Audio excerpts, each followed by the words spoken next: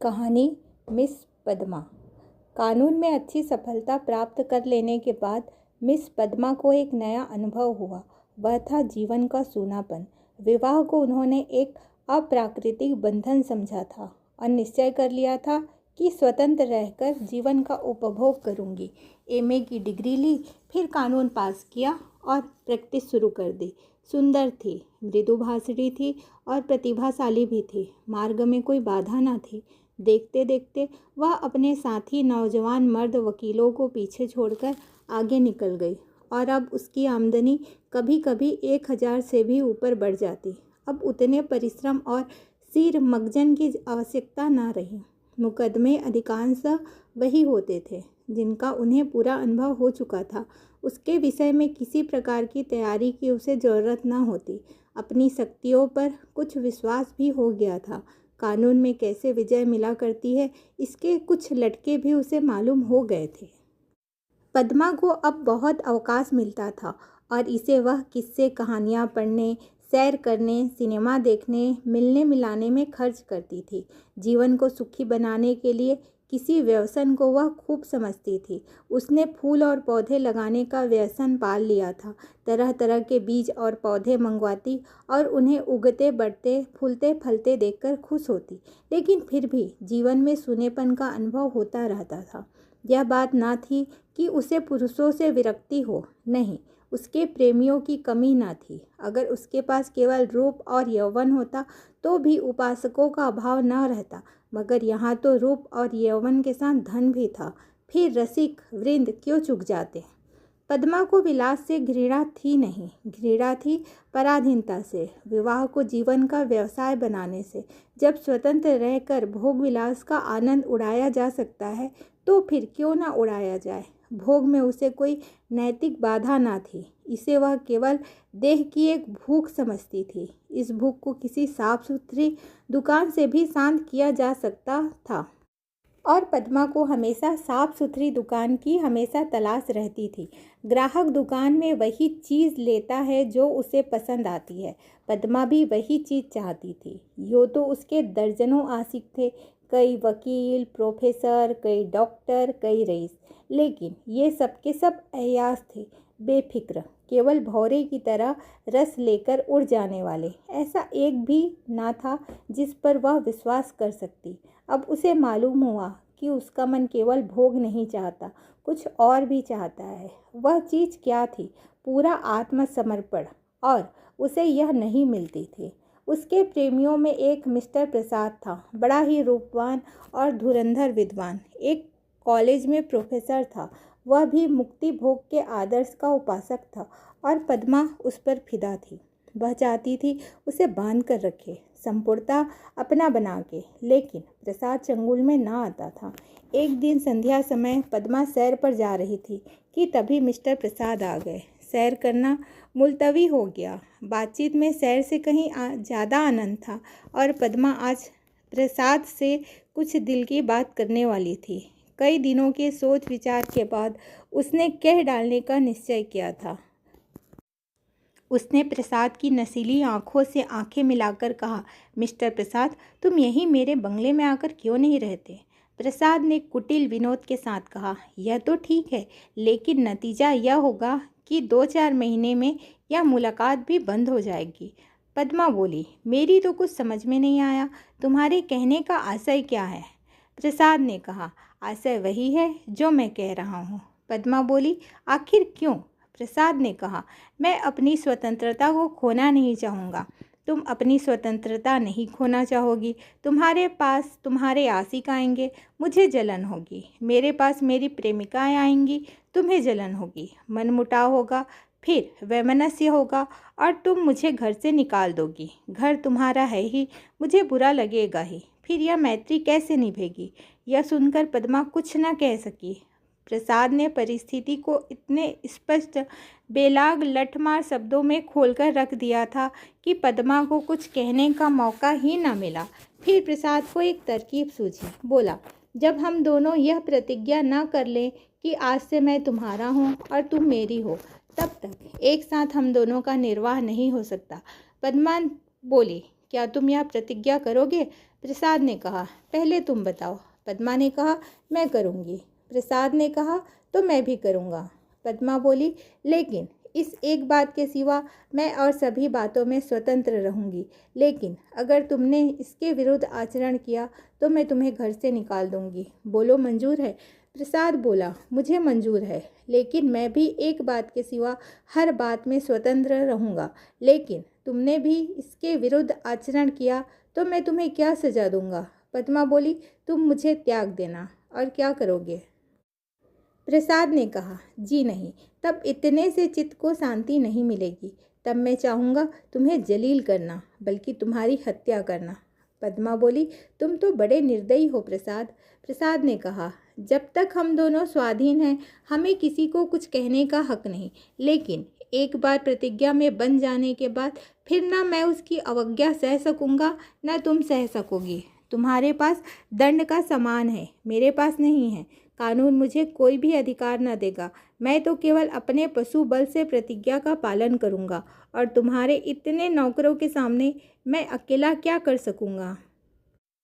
पद्मा ने कहा, तुम तो चित्र का श्याम पक्ष ही देखते हो। जब मैं तुम्हारी हो रही हूँ तो यह मकान, नौकर चाकर और जायदाद सब कुछ तुम्हारा है। हम तुम दोनों जानते हैं कि ईर्ष्या से ज़्यादा घृणित कोई सामाजिक पाप नहीं। तुम्हें मुझसे प्रेम है या नहीं मैं नहीं कह सकती, लेकिन तुम्हारे लिए मैं सब कुछ सहने, सब कुछ करने को तैयार हूँ। प्रसाद ने कहा, लेकिन ना जाने क्यों मुझे तुम्हारे ऊपर विश्वास नहीं आ रहा है। पद्मा बोली, मैं तो तुम्हारे ऊपर विश्वास कर रही हूँ। प्रसाद ने कहा, तुम यह समझ लो, मैं मेहमान बनकर तुम्हारे घर में ना रहूँगा, स्वामी बनकर रहूँगा। पद्मा ने कहा, तुम घर के स्वामी ही नहीं बल्कि मेरे स्वामी बनकर रहोगे। मैं तुम्हारी स्वामिनी बनकर रहूँगी।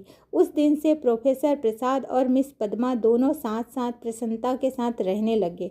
दोनों ने ही जीवन का जो आदर्श मन में स्थिर कर लिया था वह सत्य बन गया। प्रसाद को केवल 200 रुपये वेतन मिलता था, मगर अब वह अपनी आमदनी का दुगना भी खर्च कर दे तो परवाह नहीं।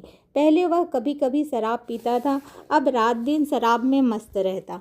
अब उसके लिए अलग अपनी कार थी, अलग नौकर चाकर थे, तरह तरह की बहुमूल्य चीज़ें मंगवाता रहता, और पद्मा बड़े हर्ष से उसकी सारी फिजूल खर्चियाँ बर्दाश्त करती। वह खुद उसे अच्छे से अच्छे सूट पहनाकर, अच्छे से अच्छे ठाठ में रखकर प्रसन्न होती थी। पद्मा जितना उसे दबती, प्रसाद उसे उतना ही दबाता। प्रसाद को जरा भी उदास या चिंतित देखकर उसका मन चंचल हो जाता। जो उसके पुराने प्रेमी थे वह उसे जलाने और कुढ़ाने का प्रयास करते, लेकिन वह प्रसाद के पास आते ही सब कुछ भूल जाती। प्रसाद ने उस पर पूरा आधिपत्य पा लिया था। लेकिन जैसे राजनीति के क्षेत्र में अधिकार दुरुपयोग की ओर जाता है, उसी तरह प्रेम के क्षेत्र में भी वह दुरुपयोग की ही ओर जाता है, और जो कमज़ोर है उसे तावन देना पड़ता है।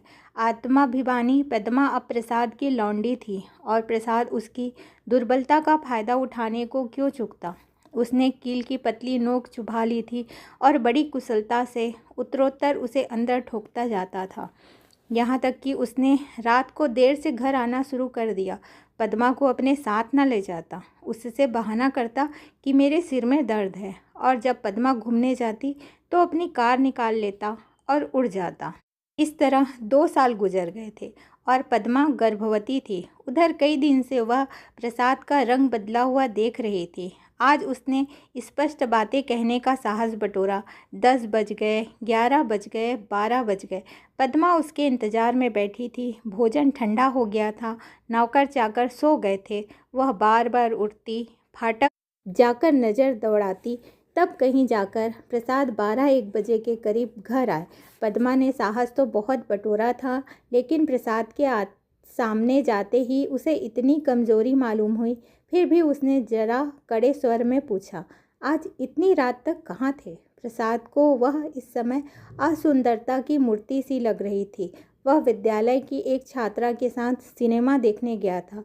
बोला, तुमको आराम से सो जाना चाहिए था। तुम जिस दशा में हो उसमें तुम्हें जहाँ तक हो सके आराम से रहना चाहिए। पद्मा का साहस कुछ प्रबल हुआ। बोली, तुमसे मैं जो पूछती हूँ उसका जवाब दो। तुम मेरे साथ दगा कर रहे हो, यह मैं साफ देख रही हूँ। प्रसाद बोला, मैंने तुम्हारे साथ अपने को बेचा नहीं है। अगर तुम्हारा जी मुझसे भर गया हो तो मैं आज ही जाने को तैयार हूँ। पद्मा बोली, तुम जाने की धमकी क्या देते हो? तुमने यहाँ आकर कोई बड़ा त्याग नहीं किया है। प्रसाद ने कहा, मैंने त्याग नहीं किया है? तुम यह कहने का साहस कर रही हो? मैं देख रहा हूँ तुम्हारा मिजाज बिगड़ रहा है। तुम समझती हो मैंने इसे अपंग कर दिया, लेकिन मैं इसे इसी समय तुम्हें ठोकर मारने को तैयार हूँ। यह सुनकर पद्मा का साहस जैसे टूट गया था। प्रसाद अपना ट्रंक संभाल रहा था। पद्मा ने दीन भाव से कहा, मैंने तो ऐसी कोई बात नहीं की जो तुम इतना बिगड़ उठे। मैं तो केवल तुमसे पूछ रही थी, इतनी देर रात गए कहाँ थे? क्या मुझे इतना भी अधिकार नहीं देना चाहते? मैं कभी तुम्हारी इच्छा के विरुद्ध कोई काम नहीं करती और तुम मुझे बात बात पर धमकाते रहते हो। तुम्हें मुझ पर जरा भी दया नहीं आती। मुझे तुमसे कुछ भी तो सहानुभूति मिलनी चाहिए। मैं तुम्हारे लिए क्या कुछ करने को तैयार नहीं हूँ, और आज जो मेरी दशा हो गई है तो तुम मुझसे आंखें फेर लेते हो। यह कहकर वह मेज पर सिर रखकर फूट फूट कर रोने लगी। प्रसाद ने विजय पा ली थी। अब पद्मा के लिए मातृत्व बड़ा ही अप्रिय प्रसंग था। उस पर चिंता मंडराती रहती। कभी कभी वह भय से कांप उठती और पछताती। प्रसाद की निरंकुशता दिन प्रतिदिन बढ़ती ही जा रही थी। क्या करे क्या न करे। गर्भ पूरा हो गया था। वह कोर्ट न जाती थी। दिन रात अकेली बैठी रहती। प्रसाद संध्या समय आते, चाय वाय पीकर फिर उड़ जाते तो 11-12 बजे के पहले नहीं लौटते। वह कहाँ जाते हैं यह भी उससे छिपा ना था। प्रसाद को जैसे उसकी सूरत से नफरत थी। कुछ दिन बाद पद्मा को प्रसव वेदना शुरू हो गई। प्रसाद का कहीं पता नहीं। नर्स मौजूद थी, लेडी डॉक्टर मौजूद थी, मगर प्रसाद का न रहना उसकी प्रसव वेदना को और भी दारुण बना रहा था। पद्मा ने एक बालक को जन्म दिया। बालक को गोद में देखकर उसका कलेजा फूल उठा, लेकिन फिर प्रसाद को सामने न पाकर उसने बालक की ओर से मुंह फेर लिया। मीठे फल में जैसे कीड़े पड़ गए हों। 5 दिन सौर गृह में काटने के बाद जैसे पद्मा जेल खाने से निकली नंगी तलवार बनी हुई माता बनकर वह अपने में एक अद्भुत शक्ति का अनुभव कर रही थी। उसने चपरासी को चेक देकर बैंक भेजा। प्रसव संबंधी कई बिल अदा करने थे, लेकिन चपरासी खाली हाथ लौट आया। चपरासी को खाली हाथ लौटा देखकर पद्मा ने पूछा, रुपये कहाँ हैं? चपरासी बोला, बैंक बाबू ने कहा है। सारे रुपये प्रसाद बाबू निकाल ले गए। यह सुनते ही पद्मा को जैसे गोली लग गई। 20,000 रुपये प्राणों की तरह संचित कर रखे थे इसी शिशु के लिए। शौर से निकलने पर उसे मालूम हुआ कि प्रसाद विद्यालय की एक बालिका को लेकर इंग्लैंड की सैर करने चले गए। झल्लाई हुई घर आई, प्रसाद की तस्वीर उठाकर जमीन पर पटक दी और उसे पैरों से कुचल दिया। उसका जितना सामान था उसे इकट्ठा करके उसमें आग लगा दी।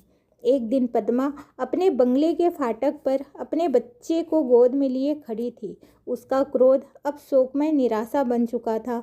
बालक पर कभी दया आती, कभी प्यार आता, कभी घृणा आती। तभी उसने सड़क पर देखा, एक यूरोपियन महिला अपने पति के साथ अपने बालक को बच्चों की गाड़ी में बिठाए चली जा रही थी। उसने हसरत भरी आंखों से उस खुशनसीब जोड़े को देखा और उसकी आंखें सजल हो गई।